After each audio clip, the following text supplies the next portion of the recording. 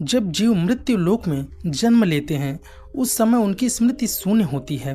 वह तो ना ही किसी चीज को जानता है और ना ही किसी चीज को पहचानता है।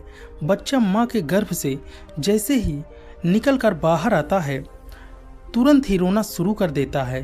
वह ऐसी तकलीफ में करता है या कोई और कारण भी है जिसे हम समझ नहीं पाते हैं। क्या आपने कभी सोचा है कि आखिर बच्चा जन्म लेने के तुरंत बाद क्यों रोता है? इसके पीछे का सही कारण क्या है? हिंदू धर्म शास्त्रों के अनुसार वैसे तो इसके एक पौराणिक कथा की मान्यता है जिसका विवरण विष्णु पुराण में मिलता है। इस्लाम में भी बच्चे रोने के अपने अलग कारण बताए गए हैं, लेकिन सच्चाई क्या है?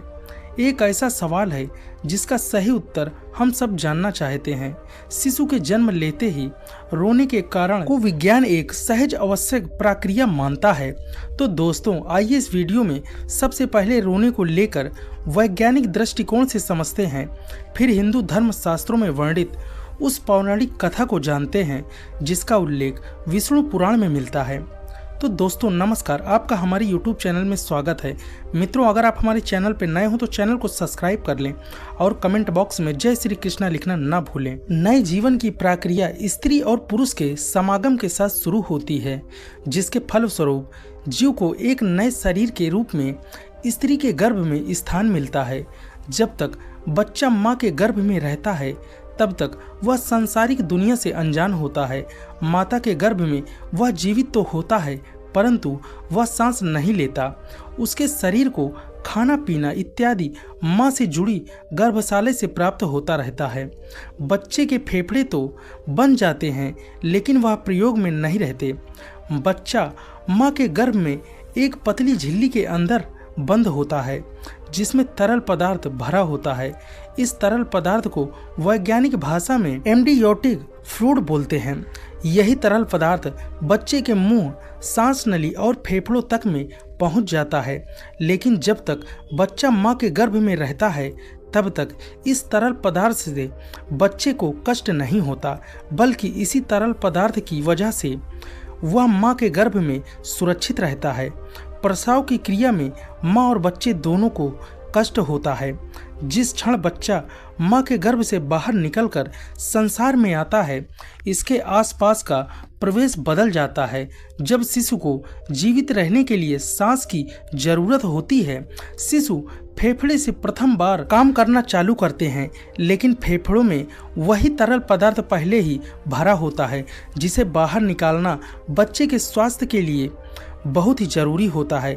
इसलिए डॉक्टर बच्चे की डिलीवरी होते ही गर्भनाल को काट देते हैं और बच्चे को उल्टा करके उसके मुंह से उसी तरल पदार्थ को बाहर निकालते हैं। ऐसी असहाय स्थिति में बच्चा प्रथम बार रोता है।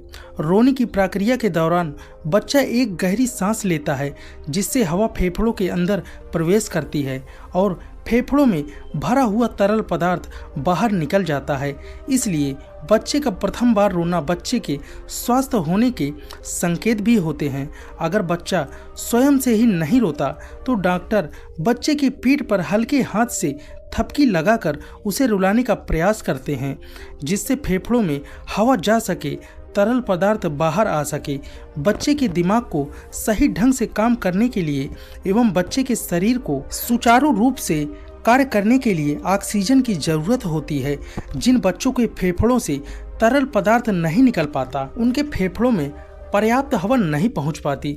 ऐसा होना बच्चों के जीवन के लिए खतरा होता है और दिमाग को पर्याप्त ऑक्सीजन न मिल पाने के कारण उन्हें किसी प्रकार की मानसिक बीमारी भी हो सकती है। तो दोस्तों, यह बातें थी विज्ञान की। तो जानते हैं पैदा होते ही बच्चे क्यों रोते हैं। धर्म ग्रंथ में क्या लिखा है? शिशु जब प्रथम बार रोता है तो उसके रोने का स्वर कुछ इस प्रकार सुनाई देता है जैसे वो कुछ पूछ रहा है, मैं कहाँ हूँ, कहाँ हूँ। विष्णु पुराण के मुताबिक ब्रह्मा जी सृष्टि की रचना कर रहे थे। उन्होंने स्वयं जैसा पुत्र पैदा करने का विचार किया तो उनकी माया से उनकी गोद में एक मायावी बालक प्रकट हुआ। यह बालक रोते हुए ब्रह्मा जी की गोद में उथल पुथल करने लगा। जब ब्रह्मा जी ने इसकी वजह पूछी तो उस बालक ने प्रश्न किया, मैं कौन हूँ, मैं कहाँ हूँ, मेरा क्या नाम है।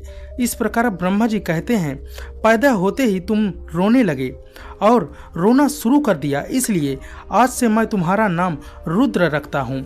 ऐसी मान्यता है कि इस बच्चे के जन्म से पहले किसी बच्चे ने रोना शुरू नहीं किया था। ऐसी पौराणिक मान्यता है। तभी से जन्म लेने के बाद भी बाकी बच्चों में भी रोने का नियम बन गया।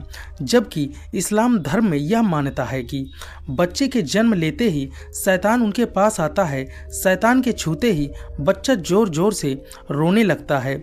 इसीलिए ऐसे मान्यता है कि जब बच्चों की पैदाइश हो जाए तो फौरन उनके दाएं कान में अजान और बाएं कान में इमामत पढ़नी चाहिए, ताकि बच्चा शैतान के डर से महफूज रहे और अल्लाह की पनाह में रहे और पैदा होते ही अपने परवरदिगार का नाम सुन ले। क्या बच्चे के रोने का कारण आपको पहले से पता था? कमेंट बॉक्स में हमें ज़रूर बताएं। तो उम्मीद करते हैं दोस्तों यह वीडियो आपको ज़रूर पसंद आई होगी। अगर आपको वीडियो पसंद आई हो तो वीडियो को एक लाइक करें। अगर हमारे चैनल पर आप नए हो तो चैनल को सब्सक्राइब कर दें। मिलते हैं अगले वीडियो में। धन्यवाद।